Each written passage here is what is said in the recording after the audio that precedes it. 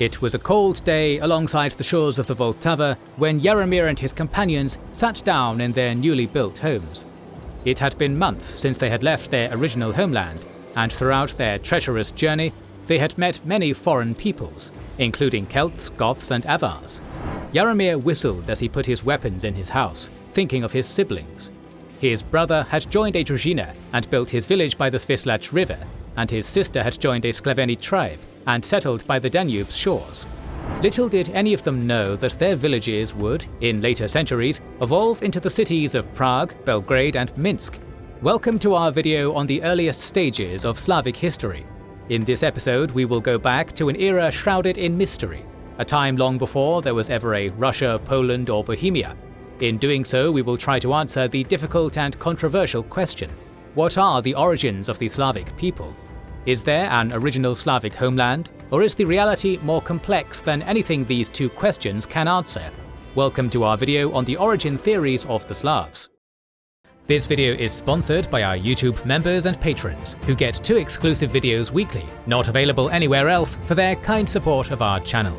You can join their ranks to watch more than 160 videos, including our series on the Pacific War, Punic Wars, Persian Wars, Spanish War of Succession, Russo-Japanese War, North African Campaign of World War II, History of Prussia, Italian Unification Wars, Risorgimento, Albigensian Crusades, and much more. Click the link in the description or pinned comment to get the exclusive videos, early access to all public videos, our schedule, wallpapers, access to a special Discord server where we're very active, and much more. Thanks for supporting us, we couldn't be doing it without your help. Before we delve into the origins of the Slavic people, we must first make a few disclaimers about the nature of this topic and how we will be broaching it. Tracing the origins of any ethnic group, much less a language family as diverse as the Slavic peoples, is exceedingly difficult, due to the simple fact that ethnicities in the past do not match with ethnicities that exist today, and boundaries between ethnicities are fluid. In addition, since the ancient Slavs had no writing systems of their own, much of the written historical records about the ancient Slavic peoples were not written by the Slavs themselves, but by observers from foreign cultures, such as the Eastern Romans, who were prone to perpetuating bias, misconceptions, and falsehoods in their testimonies of Slavic culture and history. Linguistic evidence, like reconstructions of Proto-Slavic languages, is also rife with controversy due to the fact that the evidence is very sparse. Indeed, as previously mentioned, the ancient pre-Christian Slavic peoples did not have their own writing systems. Trying to piece together the origins of the Slavs through the archaeological record is also rife with academic perils. While categories of pottery are often classified as cultures, they can be used by more than one ethnic group. For example, it is easy to associate multiple archaeological sites with the same type of tools and assume they were all Slavic, but it is equally likely that the site was inhabited by non-Slavic peoples who had trade relations with Slavic groups. With these disclaimers in mind, we will investigate various theories for the origins of the Slavic peoples and possible homelands for an original Slavic group. In addition, we will look at theories questioning the very notion of Slavic as an internal category. With this in mind, let's dive into our topic. The original homeland of the Slavonic peoples is still shrouded in mystery, and due to the aforementioned lack of reliable written records, is likely to remain so for some time. Some scholars have used linguistics to reconstruct the Proto-Slavic language or languages as linked to an eastward migration of Indo-Europeans alongside the Indic, Baltic and Iranic language families. This evidence has been used to argue for an original homeland in southern Ukraine and Russia, or even in Central Asia. There have also been some discussions linking the Slavs to the Yamnaya culture in Central Asia, a Neolithic culture considered by many to be a prime candidate for the Heimat, or homeland of all Indo-European peoples. This is, however, very difficult to prove, as we have no written records from the period. Studies of later periods have produced some candidates for the homeland of the Slavs, and these vary in location. Some scholars have suggested that the so-called Prague culture, a collection of archaeological materials from the surrounding Prague region, is a possible candidate. However, this is currently a minority view, due to the previous presence of Celtic and later Gothic peoples in the region. In general, the regions of modern-day Poland, Czechia and Slovakia are sometimes seen as the original homeland of the Slavs, but during ancient antiquity, these lands were a cultural melting pot, inhabited by Goths, Celts, Huns, Germanic peoples, and more, making it harder to define as the undisputed Slavic motherland. Most scholars currently hold the view that if there ever was such a thing as a Slavic homeland, or a heimat, it lay somewhere in the region of Polesia, the frontier between modern-day Belarus and Ukraine. Some of the archaeological cultures of the region are strong candidates to be the Proto-Slavic people, like the so-called Kyiv culture in the Dnieper River basin, which likely flourished around the final days of the Western Roman Empire over 1,500 years ago. This is due to the artifacts correlating into one major style, as well as overlap with historical evidence we will discuss below. This culture may have had overlaps with its neighbours, like the Kolochin culture, but the connections are based on stylistic similarities. We are unsure as to whether this group was the original Proto-Slavic people, or if they moved into the region from somewhere else. Some scholars have attempted to link the Tripili culture in southwestern Ukraine to the Proto-Slavs, but those are more likely to have been Scythians. Thus, we do not know for sure if the Kyiv culture pre-existed the late antique period, and if they migrated from somewhere else. The Kyiv culture likely began to move when the Gothic and Hunnic peoples began to encroach on the region in the 6th century CE. In these regions of modern Ukraine, where chestnut and magnolia trees blossomed, the Proto-Slavic peoples probably left under the duress of the invasions.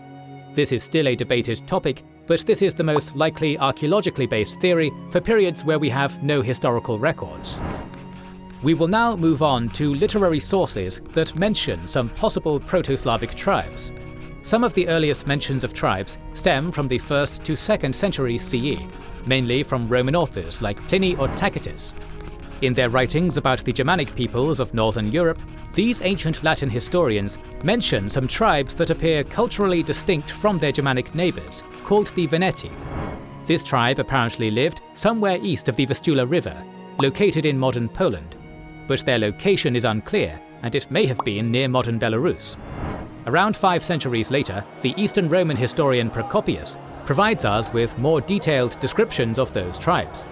Procopius was a court historian during Justinian's time and mentions a people called the Veneti, who were said to be very tall, have red hair, and to live to the east of the Vistula. According to Procopius, these early Slavs were said to practice democracy by electing military leaders and to worship a lightning deity as a singular god. This lightning god might have been Perun, a Slavic pagan deity who appeared in historical records in later centuries. During the same period, a historian named Jordanes also mentioned a tribe called the Venedi while writing a historical treatise on the history of the Gothic people. Jordanes was likely a notary living in the northern Balkans in the period after Justinian's rule, and mentions this tribe as living in Dacia, as well as near the Vistula. His account is one with some detail on the tribe.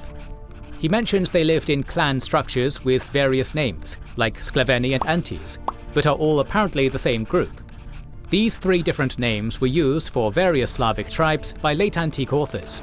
They were described as warlike and constantly raiding the northern frontiers of the empire. His accounts are sourced from other antique sources, as well as having his biases, due to the Veneti raiding the empire alongside many other groups like the Avars and Bulgars, which has led some scholars to question whether his description of a unified tribal ethnic group is correct.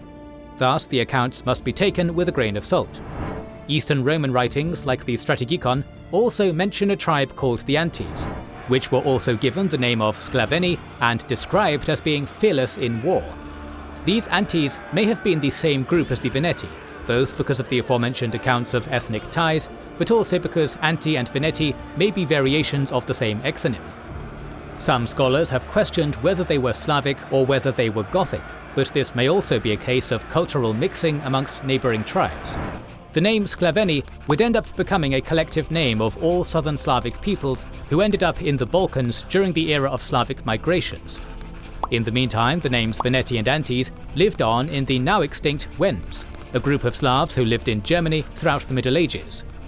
All of these above names are based on secondary accounts, and thus can denote multiple peoples, the same people, or completely different ethnic groups.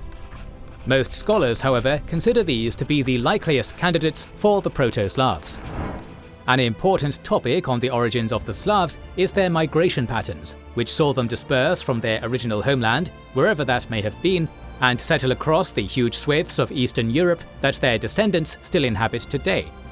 If the Slavs originally lived on the Ukrainian-Belarusian frontier or around the Vistula River, then the migrations of various peoples like the Huns, Avars and Goths during the era of late antiquity surely caused harm and displacement amongst some of these tribes. Jordanes does, in fact, mention a war between the Ostrogoths and a Slavic king called Boz in the 4th century CE, but the credibility of this story is dubious at best. From what we can tell, the Slavic migrations were a highly mixed and loosely organized movement of peoples across Central and Eastern Europe, a fact indicated in the archaeological record and the sources from the period. For instance, in the 6th to 8th centuries CE, populations shifted in the Balkans in the form of new forts and city reconstructions, due to the movement of various peoples into the region, including the Slavs and Avars. A major catalyst for Slavic dispersal is considered to be the Avar Khaganate, a nomadic polity that emerged in the 5th century CE in Central Europe. Their arrival and control over the region meant the region was relatively unified, and the pre-Avar locals roamed and traded around its four corners. For many scholars, the dispersal of the Slavic people inside the Avar Khaganate was the catalyst for the formation of the Slavic Koine, a Slavic common tongue spoken amongst the groups of diverse Slavic tribes living in the region. In Central Europe, the Slavic peoples settled as far west as parts of modern-day Germany, as evidenced by enclaves of some archaeological assemblages in places like Bavaria. Many Slavic groups ended up as vassals of the Frankish king Charlemagne, the Avars, or the Eastern Roman/Byzantine Empire.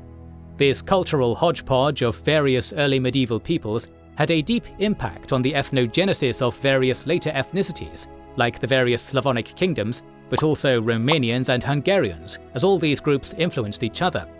In the northern lands that were to become Poland, the Slavic tribes settled and began to develop their forms of government.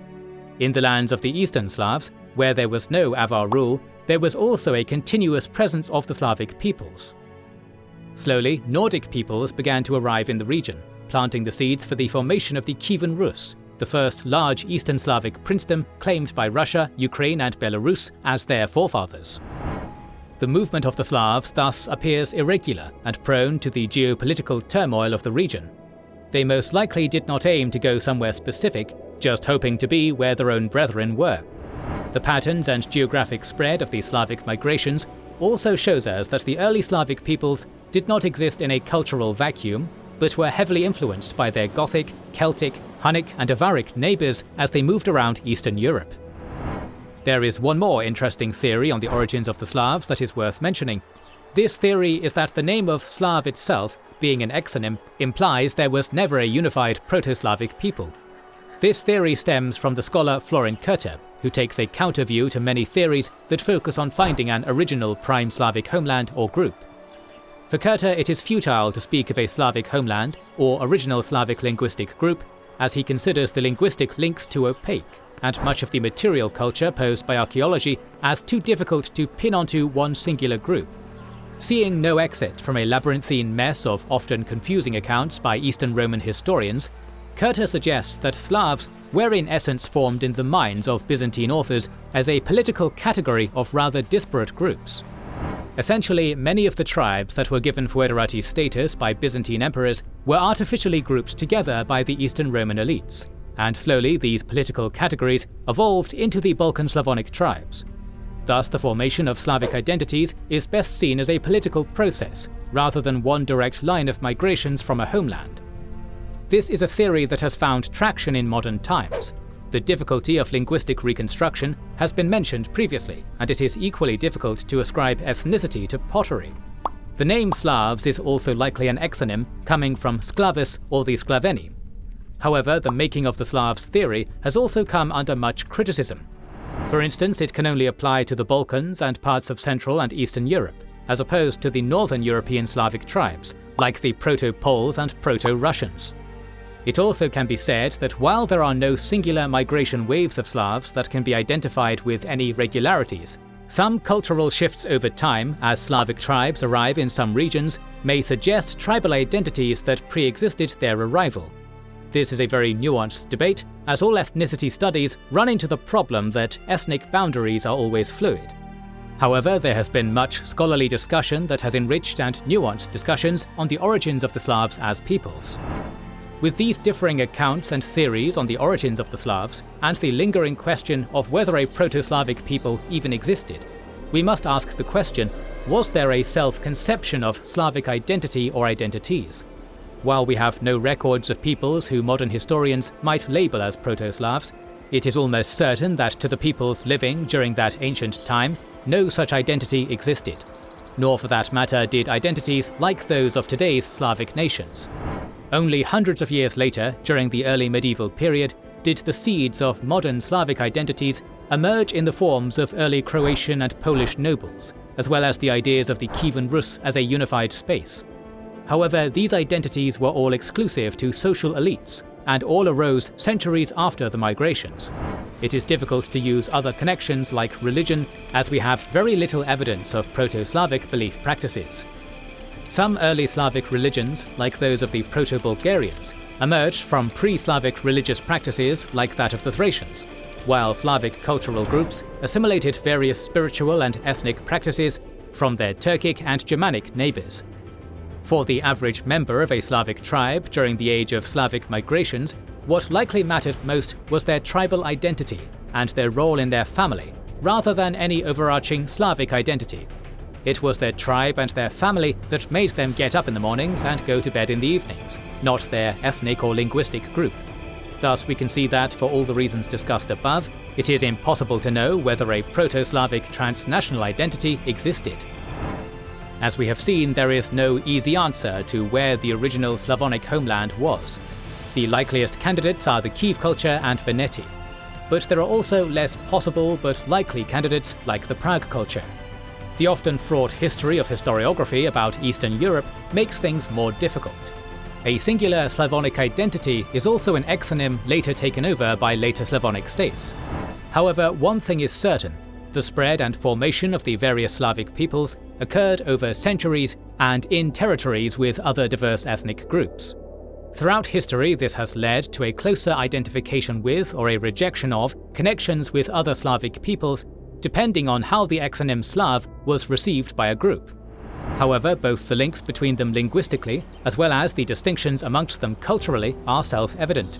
More important than the notion of a Slavic heimat is the fact that wherever the Slavic peoples ended up, they formed their own rich and unique cultures, both connected to and distinct from their Slavic brethren. Whether in Novosibirsk, Skopje or Wrocław, whether in Lviv, Bratislava or Ljubljana, each destination allowed different Slavic groups to forge their own destiny and history. More videos on the history and culture of the Slavic peoples are on the way. If you don't want to miss that and many other historical videos, make sure you are subscribed and have pressed the bell button. Please consider liking, subscribing, commenting and sharing, it helps immensely.